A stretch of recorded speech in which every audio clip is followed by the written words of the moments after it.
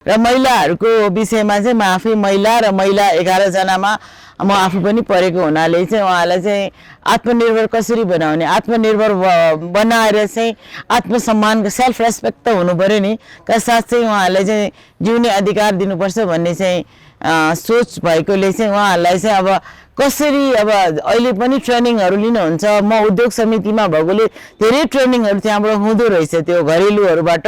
तर उहाँहरूले बनाउनुहुन्छ उहाँहरूले बनाउनुहुन्छ सामानहरू, तर बिक्री गर्ने ठाउँै छैन।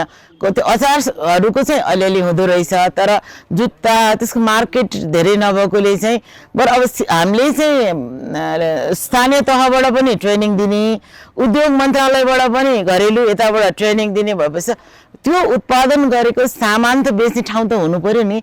त्यो भएकोले चाहिँ माथिल्लो सरकारी उसमा माथिल्लो लेभलबाट नै एउटा पोलिसी बनाएर एउटा प्लेटफर्म चाहिँ डेभलप गरिदिनुपर्छ भन्ने चाहिँ मलाई लागेको छ। त्यो भयो भने चाहिँ उनीहरूले आफूले आय आर्जनमा त उनीहरूलाई सजिलो आत्मनिर्भर बन्छ नि। त्यो भएकोले र उनीहरूको महिलाहरूको चाहिँ कस्तो भने कानुनी उसमा धेरै कुराहरू छ, तर व्यवहारमा त्यो लागू छैन। त्यसलाई चाहिँ कसरी महिलाहरूको हक हितको लागि त्यो महिलालाई व्यवहारमा पनि लागू गर्ने भन्ने कुरामा चाहिँ मैले आफ्नो भूमिका निर्वाह गर्छु भनेर त्यसमा पनि मैले उल्लेख गरेको छु।